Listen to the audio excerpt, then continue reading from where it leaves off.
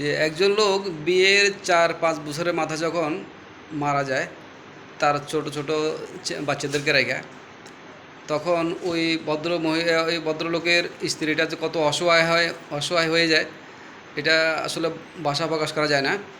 ছোট ছোট বাচ্চাদেরকে নিয়ে তখন ওই মহিলাটা খুব একটা অসহায় হয়ে যায়। স্বামীর বাড়িতে তখন থাকে, তখন অনেক অসম্মানী হইয়াও সেখানে সে স্বামীর বাড়িতে থাকতে চায়, থাকার চেষ্টা করে। কিন্তু স্বামীর অর্থ সম্পদ থাকা সত্ত্বেও দেখা যাচ্ছে যে তাকে অবহেলা করা হচ্ছে, তার ছেলে মেয়েগুলোকে, ছোটো ছোটো বাচ্চাগুলোকে অবহেলা করা হচ্ছে। ওই ভদ্র মহিলা যখন বিধবা হয়ে যায়, তখন তার ছোট ছোটো বাচ্চা এদেরকে রেখে সে অন্যত্র কোথাও যাইতে পারে না, দ্বিতীয় বিবাহ বন্ধনে আবদ্ধ হতে পারে না বাচ্চাদেরকে চিন্তায়।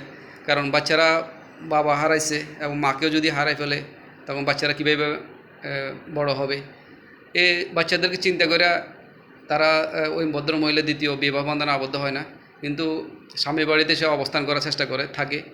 কিন্তু স্বামীর যে অর্থ সম্পদ রেখে গেছেন, এই অর্থ সম্পদগুলা তার দেবর যারা আছে, ওই মহিলার দেবর যারা আছে, ওনারা ঠিকঠাক মতো বন্টন না করার কারণে, ঠিকঠাক মতো তাদেরকে মহিলা এবং তার বাচ্চাদেরকে ভরণ পোষণ না দেওয়ার কারণে ওই মহিলাটা অনেক অনেক কষ্ট ভিতরে থাকে, বাচ্চাগুলো অনেক অনেক কষ্টের ভিতরে থাকে। এটা আমাদের সমাজের ভিতরে অনেক দেখা যায়। এই ধরনের হর ঘটনা আছে। যারা যে ভদ্রলোক মারা যায়, ছোট ছোট বাচ্চাদেরকে রেখে মারা যায়, তার একটা তো ওই মুহূর্তে তার স্ত্রীটা বাচ্চাদেরকে নিয়ে অসহায়ের মধ্যে থাকে। এখন কিভাবে বাচ্চারা মানুষ হবে, এখন তার অর্থ সম্পদ থাকা সত্ত্বেও সে কষ্ট করতেছে।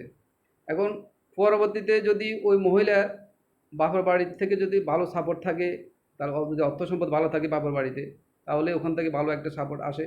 যদি অর্থনৈতিকভাবে বাপের বাড়িতে অবস্থা ভালো না থাকে, তাহলে তো তার আরও করুণ অবস্থা। এই বাচ্চাগুলোকে কীভাবে মানুষ করবে, কীভাবে পড়ালেখা করাবে, কীভাবে মানুষের মতো মানুষ করবে, এই চিন্তায় সে ব্যস্ত। কিন্তু অর্থনৈতিক থাকা সত্ত্বেও অনেক সময় এই মহিলাগুলা, এই বাচ্চাগুলো অনেক কষ্ট করে।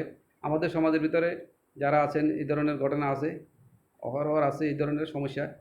আপনারা যারা আপনাদের যাদের ভাই অথবা আপনাদের ছেলে যে যেখানে তখন এইভাবে ছোটো বাচ্চাদেরকে রেখে মারা যায়, আপনারা ওদের প্রতি, ওই বাচ্চাদের প্রতি এবং ওই মহিলাটার প্রতি আপনারা সবাই সম্মান প্রদর্শন করবেন এবং ওদের প্রতি মায়া মমতা দেখাবেন, যে কীভাবে বাচ্চারা বড় হবে।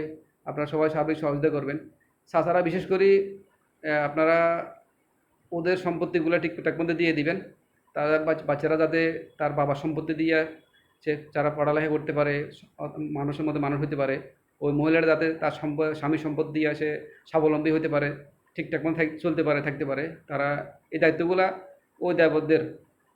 অনেক আছে এই এতিম বাচ্চাদের সম্পত্তিগুলো মেরে দিচ্ছেন, এটা একদম খারাপ কাজ। আপনারা এতিম বাচ্চাদের সম্পদগুলোকে মেরে দিবেন না, নষ্ট করে দিবেন না। আপনারা এদেরকে না দিয়ে আপনারা জোর করেই ওটা খেয়ে ফেলবেন না।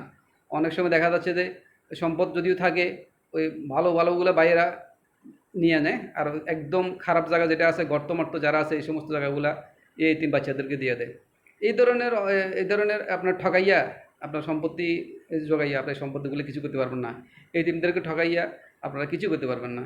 আপনাদেরকে আবারও বলছি, আপনারা আপনাদের ছোটো বাতিজি যারা আছে এবং ভাইয়ের বউ যারা আছে, এদেরকে সম্মান করবেন। এতিম যারা আছে এদের প্রতি ভালো খেয়াল রাখবেন। সবাইকে ধন্যবাদ। আসসালামু আলাইকুম।